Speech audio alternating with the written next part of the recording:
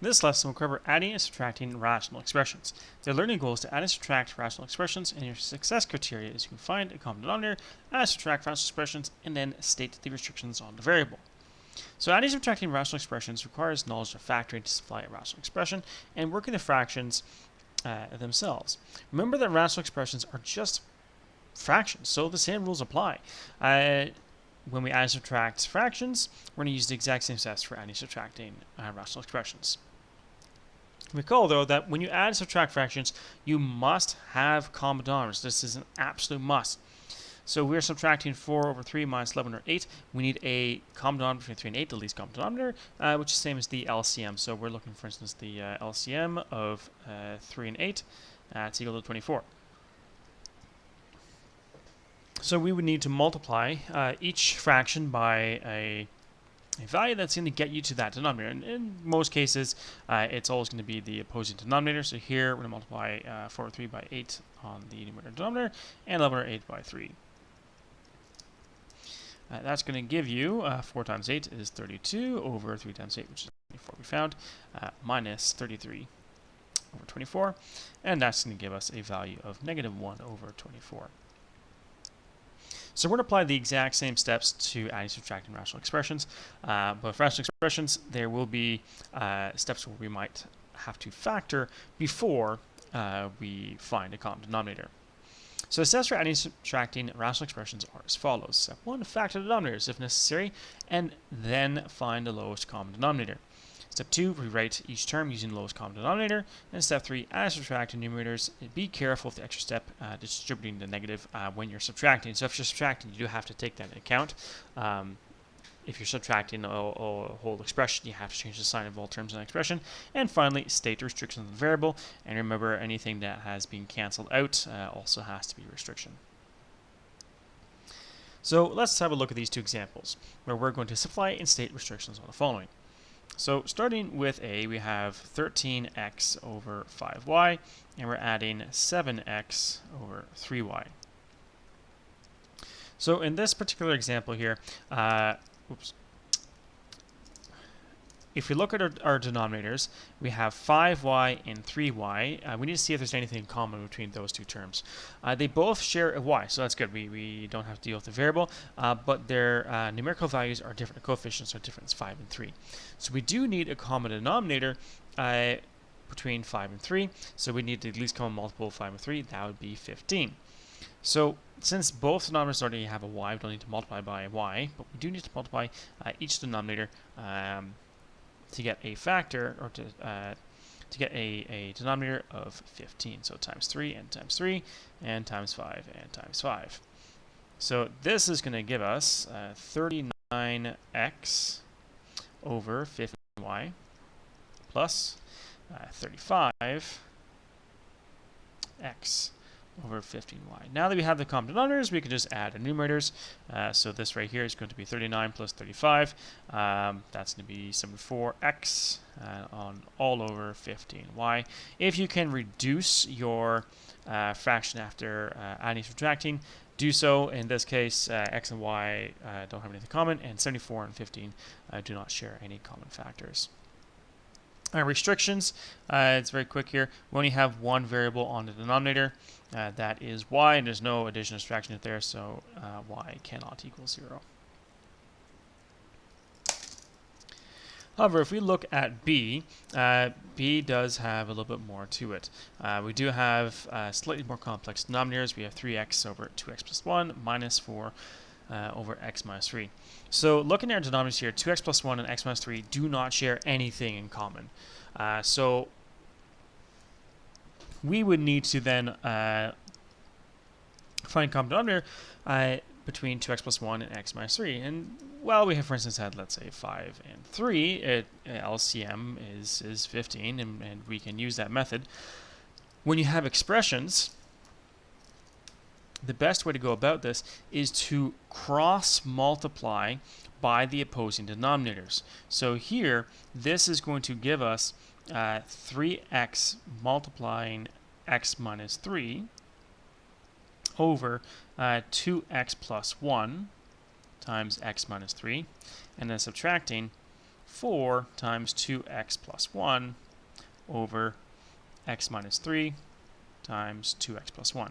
So we're multiplying by these opposing denominators to get us that common denominator of x plus 1, 2x plus 1 times x minus 3. Again, order doesn't matter when you're multiplying. And then you would combine these expressions. So this would give you, well, as I do this, I'm also going to distribute as well. So I'd have 3x squared minus 9, and then I'd have to subtract this expression here. So I'm putting this in brackets because I'm going to get some different signs when I subtract this. So here, this is all over 2x plus 1 and x minus 3. So here I got 8x from 4 times 2 and 4 from 4 times 1. And again, I'm subtracting this with a bracket because I'm subtracting an entire expression.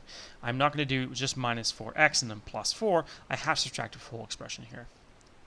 So that's going to give us 3x squared minus 9x. I'm missing an x, aren't I? Yes. Minus 9x minus 8x from subtracting x, and then minus 4. And all of this is still over 2x plus 1 times x minus 3. And I can continue to simplify the numerator here. I can combine like terms, so that gives me 3x squared minus 17x minus 4. Now at this stage, we now have another trinomial on the numerator here. And we can check if we can factor this trinomial. If this trinomial were to factor and it does share a common factor of 2x plus 1 or x minus 3, we can cancel that. So we would go ahead and we would attempt to factor this. And really all you're trying to do now is see if you could potentially have one of these factors on the denominator. So you would need to multiply, or find two numbers and multiply to negative 12 and two numbers add to negative 17. In this particular case, it doesn't seem like anything's going to work because the factors of 12 are 1 and 12. We'd have 2 and 6 and 4 and 3. Don't need to go anywhere beyond that. And no combination of these numbers are we going to be able to get 17. Especially if one being requiring to be positive, one being negative. So if we were to factor this, we would have to use quadratic formula, and we would get radical answers. So this trinomial on top does not share any factors with the denominator, so we can stop here. Now we still need restrictions. Our restrictions are based off of our denominators. So at the end, we have 2x plus 1 and x minus 3. It's the same as what we started off with. So we need to set 2x plus 1, which can't be equal to 0, and x minus 3, which cannot equal to 0. So x cannot equal positive 3, and x cannot equal negative 1/2. When we solve 2x plus 1 equals 0, we get negative half as a result.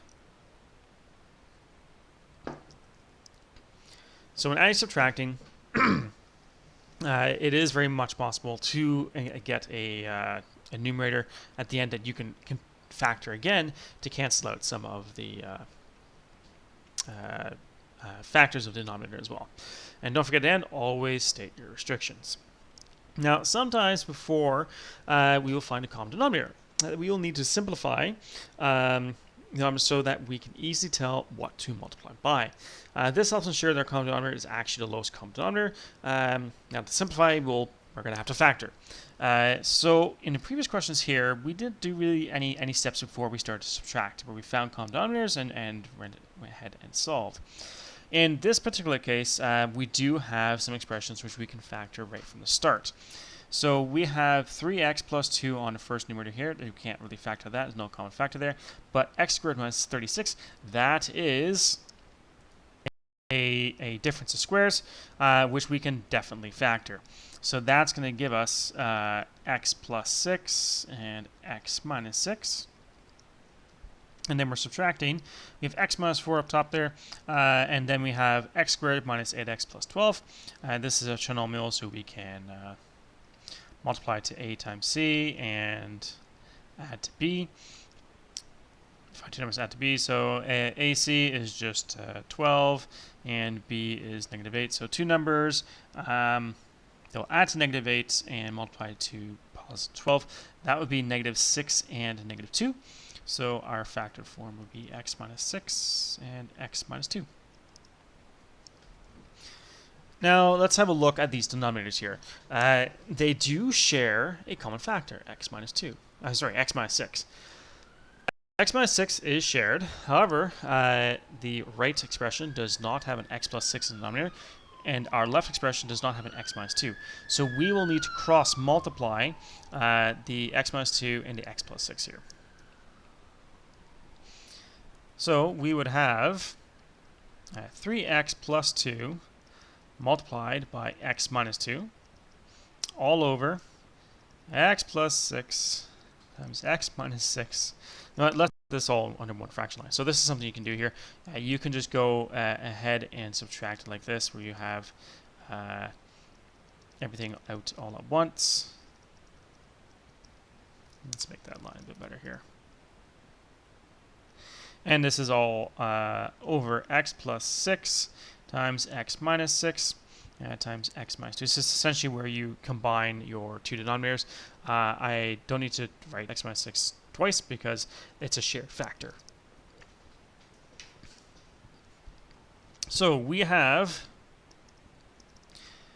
everything fully factored here, but our numerator can be further simplified. We have to expand and simplify to see if we can actually get some factors of our denominator. So here we have 3x minus 4 over 3x plus 2 and x plus 2. That's going to give us 3x squared minus 6x plus 2x minus 4. And then we are subtracting this bracket here, so I'll put this all in brackets here. So this gives us x squared plus 6x minus 4x minus 24. Whoops.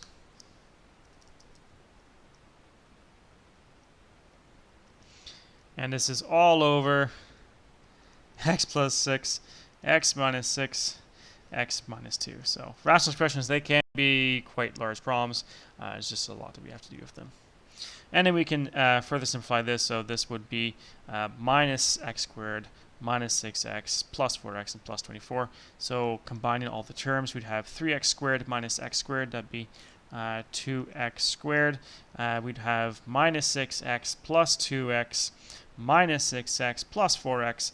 That's going to give us minus 6x in the end. And then we have negative 4 plus 24. So that's going to give us plus 20. So combining all the terms on the numerator here, and we still have the x minus 6, x plus 6, and x minus 2 on the denominator. And we have another trinomial on the top here. We could see if we can factor this. So if we multiply to a and c, so that's multiplying to a and c, it means we have to get the 40, and we have to add to negative 6. So adding to negative 6 and multiplying to 40, just from looking at it, it doesn't seem like there's really any values that that we can factor this with. It's most likely going to be a quadratic formula that we need to use here. So just as before, we don't need to factor any further. Now we just need to state restrictions.